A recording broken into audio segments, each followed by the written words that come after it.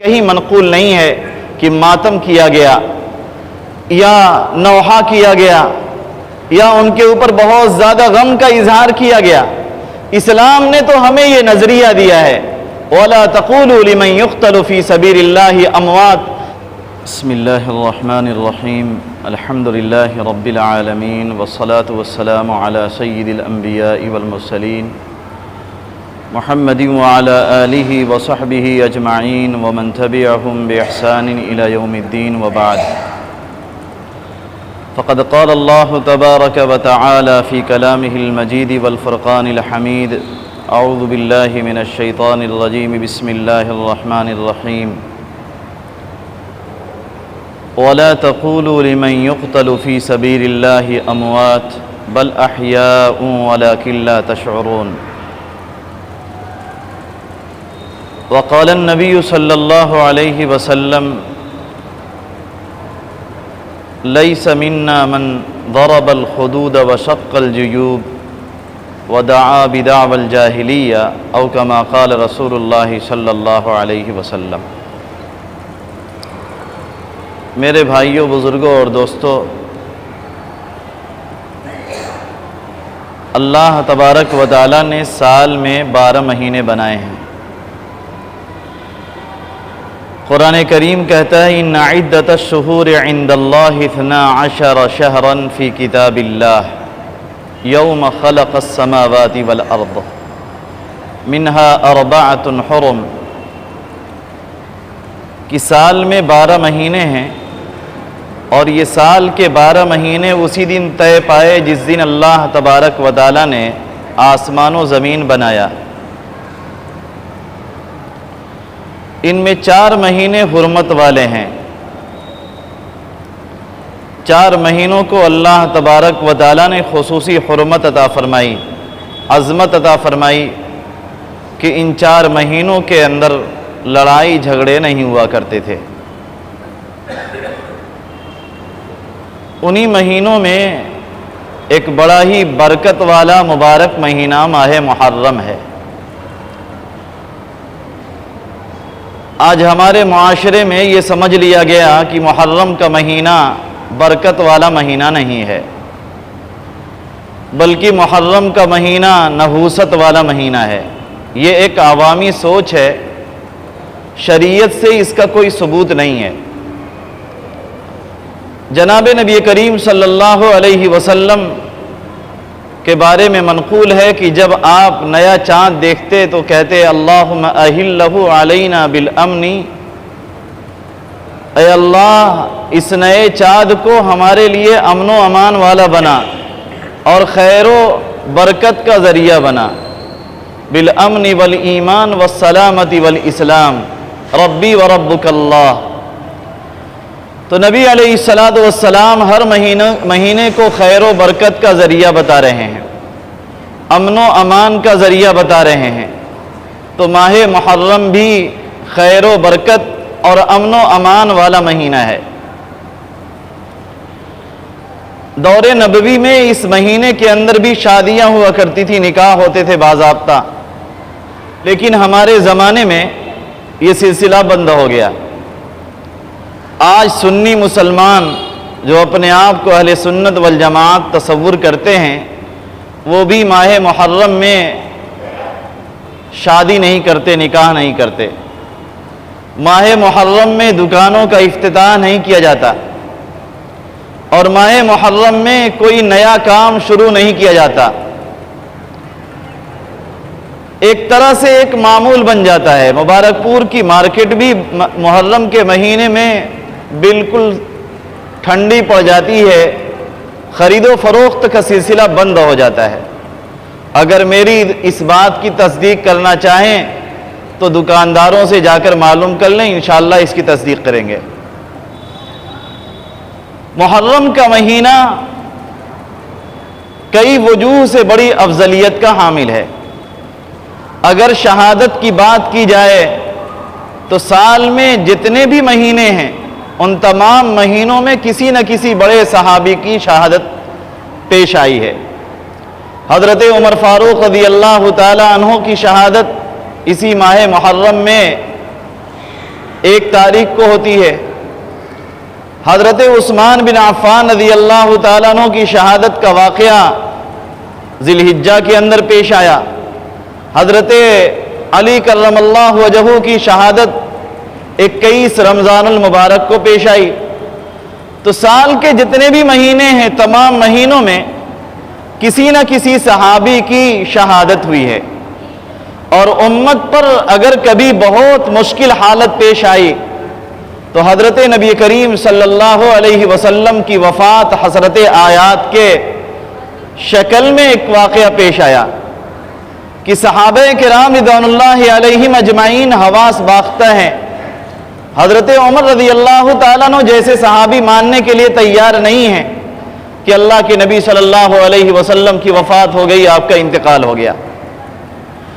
12 وفات تو مشہور ہی ہے کہ 12 ربیع الاول کو جناب نبی کریم صلی اللہ علیہ وسلم کی وفات ہو جاتی ہے۔ حضرت نبی کریم صلی اللہ علیہ وسلم کی وفات پر نوحہ کرنے اور ماتم کرنے کا کوئی اہتمام نہیں ہوتا ہے۔ اللہ کے نبی صلی اللہ علیہ وسلم کی وفات پر غم کا ایک ماحول تو بنا، لیکن جب حضرت ابو بکر صدیق رضی اللہ تعالی عنہ منبر پہ تشریف لائے اور آپ نے قرآن کریم کی آیت پڑھی، خطبہ دیا، وما محمد الا رسول قد خلت من قبلہ الرسل، کہ محمد صلی اللہ علیہ وسلم ایک پیغمبر ہیں، آپ سے پہلے بھی بہت سارے پیغمبر گزر چکے۔ افإن مات او قتل انقلبتم على اعقابکم، کیا محمد رسول اللہ صلی اللہ علیہ وسلم کی وفات ہو جائے یا آپ کو شہید کر دیا جائے تو تم الٹے پاؤں لوٹ جاؤ گے؟ حضرت عمر کہتے ہیں کہ جب حضرت ابو بکر نے اس آیت کو پڑھا تو مجھے ایسا محسوس ہوا کہ قرآن کی یہ آیت ابھی نازل ہو رہی ہے۔ ہمیں اس آیت کا استحضار ہی نہیں تھا، غم اس قدر زیادہ تھا کہ اس آیت سے ذہول ہو گیا تھا، اور جب حضرت ابو بکر نے پڑھ کر سنایا تو ہمارے دلوں کو تسکین مل گئی کہ نبی علیہ السلام کی وفات تو ہونی تھی، اللہ تبارک و تعالیٰ کی طرف سے یہ اٹل فیصلہ تھا اور اسے ہونا تھا، وہ ہو گیا۔ امت نے شہادت پر کبھی غم نہیں کیا ہے۔ حضرت نبی کریم صلی اللہ علیہ وسلم کے چچا حضرت حمزہ اللہ کے نبی صلی اللہ علیہ وسلم کے خالہ زاد بھائی بھی ہیں اور رضائی بھائی بھی ہیں، اور ساتھ ہی ساتھ آپ کے چچا بھی ہیں، بڑا قریبی تعلق ہے، اور مسلمان ہونے کے بعد اسلام کو ان کے ذریعے سے بڑی تقویت ملی تھی۔ غزوہ احد میں شہید کیے گئے اور شہادت کے بعد ان کا مصلح کیا گیا، ان کے جگر کو چبانے کی کوشش کی گئی، ناک کان وغیرہ کاٹ دیے گئے، اللہ کے نبی صلی اللہ علیہ وسلم کو سخت تکلیف پہنچی، لیکن کہیں منقول نہیں ہے کہ ماتم کیا گیا یا نوحہ کیا گیا یا ان کے اوپر بہت زیادہ غم کا اظہار کیا گیا۔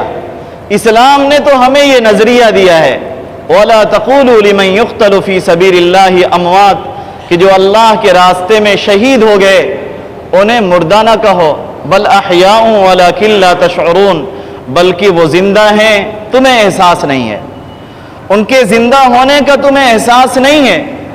اللہ تبارک و تعالیٰ نے ان کو ایک خاص قسم کی زندگی عطا فرمائی ہے کہ وہ جنت کے اندر پرندوں کی صورت میں ایک درخت سے دوسرے درخت پر اڑتے رہتے ہیں۔ اللہ تبارک و تعالیٰ نے انہیں خاص مقام عطا فرمایا، اور خود جناب نبی کریم صلی اللہ علیہ وسلم کی دعاؤں میں منقول ہے، آپ علیہ السلام اللہ تعالیٰ سے یہ دعا مانگتے ہیں، اللہم انی اسألک شہادتا فی سبیلک، اے اللہ میں تیری راہ میں شہادت کی دعا مانگتا ہوں، اپنے راستے میں مجھے شہادت عطا فرما۔ یہ جناب نبی کریم صلی اللہ علیہ وسلم کی دعا ہے۔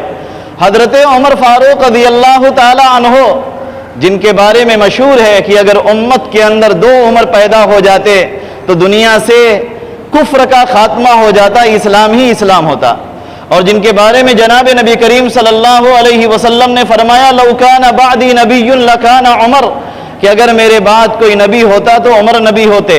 حضرت عمر رضی اللہ تعالیٰ عنہ بھی دعا مانگ رہے ہیں، اے اللہ مجھے شہادت عطا فرما اپنے راستے میں، اور دوسری دعا مانگتے ہیں وفی بلدی رسولی کا، اپنے رسول کے شہر میں یعنی مدینہ طیبہ میں مجھے شہادت عطا فرما۔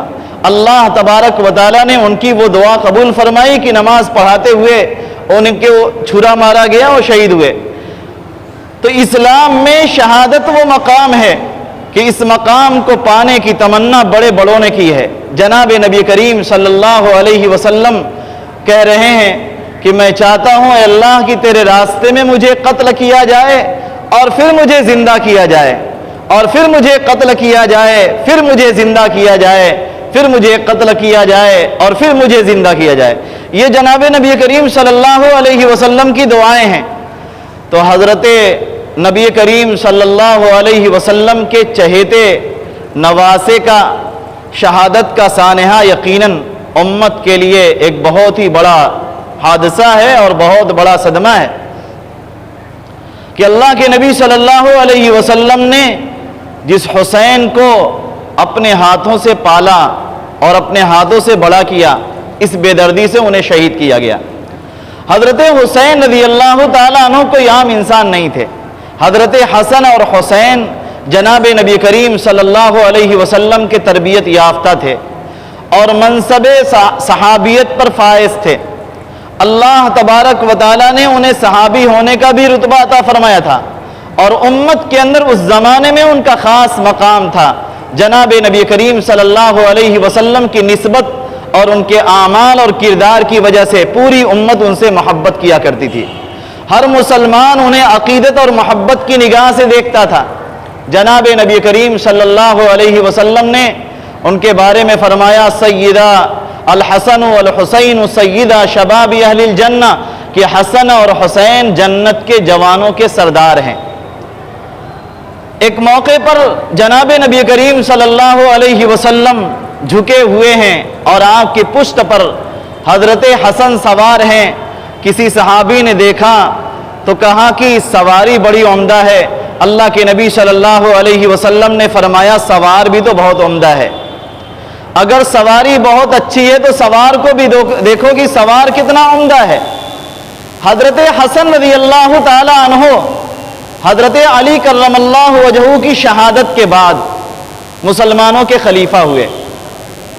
آپ کی خلافت کا دور تقریباً 7 ماہ کو محیط ہے، یعنی 7 مہینے تک مسلمانوں کے خلیفہ رہے، اور 7 مہینے کے بعد آپ نے حضرت امیر معاویہ رضی اللہ تعالیٰ عنہ کے حق میں دستبرداری دے دیا۔ اس زمانے میں ایک طاقت تھی جس کو سبائی طاقت کہا جاتا ہے۔ عبداللہ ابن سبا در حقیقت یہودی تھا اور اس نے مدینہ میں رہ کر اسلام ظاہر کیا کہ میں مسلمان ہو گیا ہوں، اور مسلمانوں کے خلاف اس نے سازشیں کی۔ حضرت علی کرم اللہ وجہہ کے زمانے میں ہی اس نے حضرت علی کرم اللہ وجہہ کے بارے میں طرح طرح کے نظریات گڑھے۔ ایک نظریہ اس نے یہ پیش کیا کہ جبریل امین سے وحی پہنچانے میں خطا ہو گئی، کہ جبریل امین وحی لے کر چلے تھے حضرت علی کو دینے کے لیے، لیکن غلطی سے محمد رسول اللہ صلی اللہ علیہ وسلم تک پہنچ گئے۔ اس نے ایک نظریہ پیش کیا کہ اللہ زمین پر حضرت علی کی پوزیشن میں اور حضرت علی کی صورت میں آ گیا ہے۔ اس طرح کے نظریات عبداللہ ابن سبا نے پیش کیے۔ وہ مسلمانوں کا ہمدرد نہیں تھا بلکہ مسلمانوں کا سخت مخالف تھا، اور اسی کی فتنہ پردازی کے نتیجے میں مدینہ و مکہ کے اندر سرزمین حجاز کے اندر اسلام بہت مضبوط تھا۔ وہاں پر اس کی سازشیں ناکام رہیں تو اس نے مصر کا اور کوفہ اور بصرہ کا رخ کیا، اور وہاں پر محنت کر کے تبلیغ کر کے اس نے ایک جماعت تیار کی، اور اسی جماعت نے مل کر تیسرے مسلمانوں کے خلیفہ حضرت عثمان بن عفان رضی اللہ تعالیٰ عنہ کو بے دردی سے شہید کیا۔ وہ حضرت عثمان جن کو جناب نبی کریم صلی اللہ علیہ وسلم نے اپنی 2 بیٹیاں یکے بعد دیگرے عطا فرمائیں۔ مدینے میں پینے کا پانی نہیں تھا، انہوں نے ایک کنواں وقف کیا، اس کنویں کا پانی بھی انہیں میسر نہ آیا، روزے کی حالت میں شہید ہوئے۔ وہ مسجد نبوی جس کی توسیع میں انہوں نے اپنے ذاتی پیسے خرچ کیے تھے اور مسجد نبوی کو بہت زیادہ وسیع بنا دیا تھا، اس مسجد میں بھی ان کو نماز پڑھنے کی اجازت نہیں ملی. اسی گھر میں وہ محصور ہیں, وہیں پر پڑے ہوئے ہیں, اور 50 دن تک اسی گھر میں محصور رہے. امت کو ایک قرآن پر جمع کرنے والے حضرت عثمان بن عفان رضی اللہ تعالیٰ عنہ ہیں, جن کو جامع القرآن کہا جاتا ہے. جب اسلام ادھر ادھر پھیلا تو قرآن کی متعدد روایات تھیں. ان متعدد روایات کی وجہ سے مسلمانوں میں قرآن کی قراءت کو لے کر بار بار اختلاف ہو جایا کرتا تھا. حضرت عثمان بن عفان رضی اللہ تعالیٰ عنہ نے اس کو شدت سے محسوس کیا, اور اس کے بعد انہوں نے اجلائے صحابہ سے, کبار صحابہ سے مشورہ کر کے قرآن کریم کا ایک نسخہ تیار کیا, اور اسی نسخے کو نقل کرا کے بڑے بڑے شہروں میں روانہ کر دیا, جیسے بحرین ہے, یمن ہے, مکہ اور مدینہ اور بصرہ اور کوفہ اور دوسرے بڑے بڑے شہروں میں بھیج دیا, تاکہ مسلمانوں میں قرآن کو لے کر اختلاف نہ رہے, قرآن کریم کو لے کر مسلمانوں کے درمیان کسی طرح کا اختلاف نہ ہو. تو یہ مزاج تھا حضرت عثمان بن عفان رضی اللہ تعالیٰ عنہ کا, جس قرآن کو انہوں نے اپنے ہاتھوں سے لکھوایا اور اسی قرآن کی بیٹھ کر وہ تلاوت کر رہے تھے. اسی تلاوت کی حالت میں ان کو قتل کیا جاتا ہے, شہید کیا جاتا ہے, اور خون کے قطرات ان کے جسم سے نکلتے ہیں تو وہ سیدھے اسی قرآن کے اوراق پر جا کر پڑھتے ہیں. یہ کام کرنے والا کوئی اور نہیں تھا, عبداللہ بن سبا اور اس کے دوست احباب تھے, اس کے ساتھی تھے. اور اس کے بعد یہ فکر مسلسل عمل میں رہی. انہوں نے مسلمانوں میں پھوٹ ڈالنے کی بڑی کوششیں کی. اس زمانے میں مسلمانوں کے درمیان بڑی بڑی جنگیں ہوئی ہیں, جنگ جمل اور جنگ صفین. یہ ساری کی ساری جنگیں جو پیش آئی ہیں, اس میں عبداللہ بن سبا اور اس کے ساتھیوں کا ہی ہاتھ تھا. مسلمان تو ہمیشہ آپس میں صلح جو رہے ہیں, مسلمان باہم صلح کرنا چاہتے ہیں, مسلمانوں میں آپس میں کبھی اختلاف نہیں ہوا. شہادت حسین کا واقعہ بھی عبداللہ بن سبا کی کوششوں کے نتیجے میں ہوا ہے. حضرت حسین رضی اللہ تعالی عنہ مدینہ چھوڑ کر مکہ میں مقیم ہیں, اور مکے میں ان کے پاس کوفہ سے 4 مہینے کے درمیان بے شمار خطوط آئے. ان خطوط کی بنیاد پر انہوں نے پہلے حالات کا جائزہ لینے کے لیے اپنے چچازاد بھائی مسلم بن عقیل کو روانہ کیا. وہ تشریف لے گئے, اور جانے کے بعد انہوں نے دیکھا کہ کوفی بالکل معاہدہ کرنے کے لیے تیار ہیں, اور حضرت حسین کے ہاتھ پر بیعت کرنے کے لیے تیار ہیں.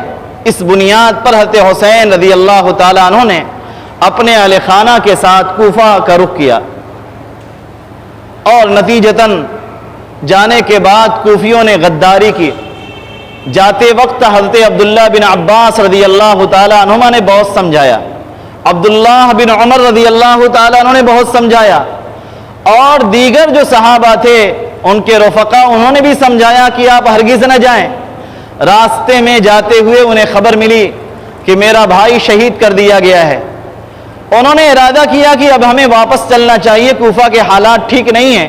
لیکن مسلم بن عقیل کے بھائی اڑ گئے کہ نہیں, ہم جائیں گے اور جا کر اپنے بھائی کا بدلہ لیں گے.